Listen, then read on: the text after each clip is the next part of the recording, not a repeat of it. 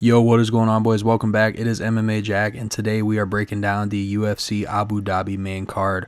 The Saudi money's talking again here. They get a fight night that's better than our pay-per-views, but I'm not going to complain. We'll watch it. We're going to enjoy it.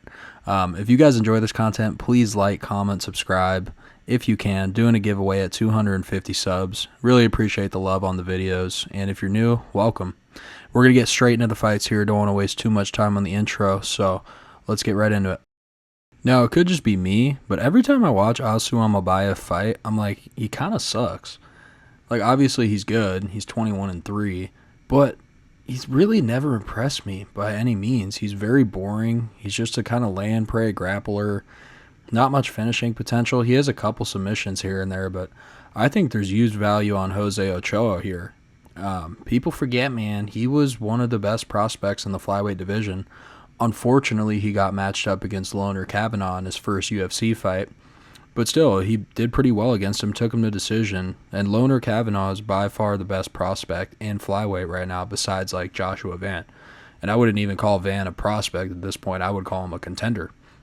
Ochoa's last fight, he did incredible. He stuffed a lot of Durden's takedowns and ended up finishing him in the second round with a left hook. I mean, that's pretty rare for flyweight. We don't see that type of power. Before that, he had a finish in every single one of his fights was a finish. I'm looking right now.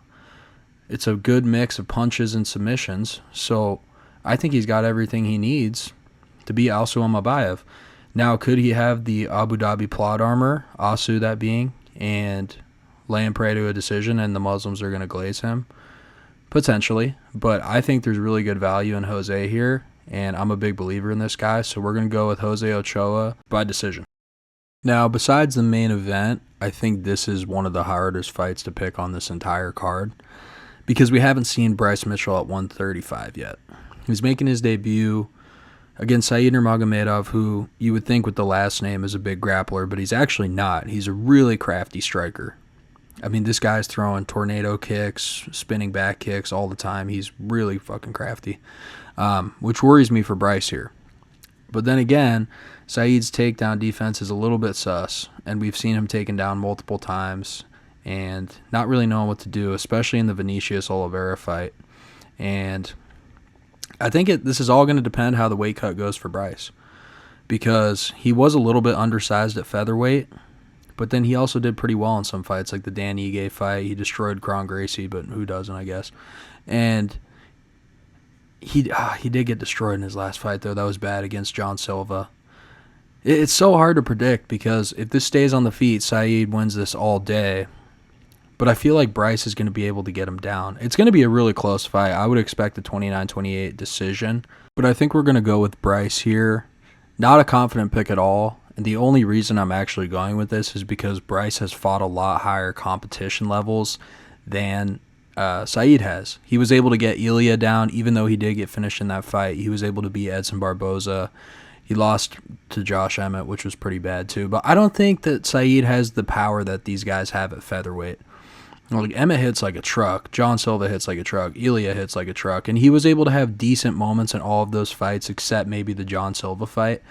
Saeed Nurmagomedov, every time he stepped up his competition, when he fought Vinicius Oliveira, Jonathan Martinez, two guys who are in the rankings, he lost. And he's been able to make pretty easy work of everyone outside the rankings. So I think this is a pretty good step up for him, and Bryce has been in those big moments before. So I'm going to trust Bryce here to get it done. Not a confident pick, but fuck it, we move on. Now, this is your typical UFC Middle Eastern Fight Night Shara NPC showcase, basically, is what's going on. Marc-Andre Barriault looked great in his last fight, but again, he was fighting Bruno Silva. Before that, we got losses on losses on losses, and he's getting older. Even if he was younger, I mean, he's mid at best. Not a terrible fighter, but not great at all. He's a decent wrestler, but I think Shara has good enough takedown defense to stop him, and I think Shara clears him on the feet all day. So this is definitely a bounce-back fight for him. He took the loss to MVP, which we actually predicted and gave you plus money on this channel if you were watching back then, about 6-7 months ago. And I think he'll get back on track here pretty easy. I think we could get a finish here from Shara. Should be pretty entertaining. May see some crazy spinning back fist or something, but this is the perfect setup fight to get Shara back on track, get him the knockout. And yeah, this one's pretty clean cut. We're going to go with Shara Magomedov by finish. Now, this is probably one of the most random matchups ever cooked up this year by Baldy, but I kind of like it. I think it's going to be a really good fight. I'm very worried for Marcus McGhee. He trains pretty close to where I live, actually, and he's a really nice dude, so I hope he can win this. But after his last fight with Jonathan Martinez, he did very well, but what really worries me is he was getting his legs chewed up pretty bad. And I know Martinez is a very good leg kicker, and that's one of his specialties, but so is Petr Yan. And when I look at this fight, I kind of just I wouldn't say like a similar version of Marcus McGhee and Petr Yan.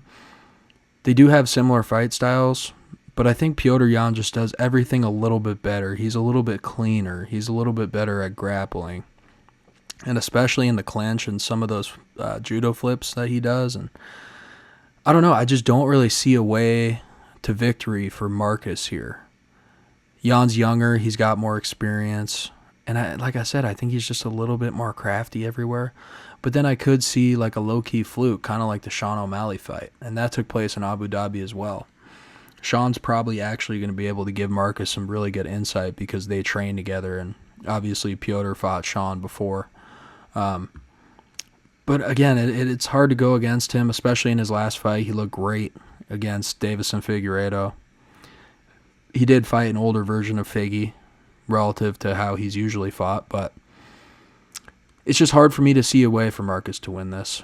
Like I said, I'm just kind of repeating what I said earlier now, but he's just a little bit better in every area, so we're going to go with Petr Yan by decision because Marcus is pretty tough.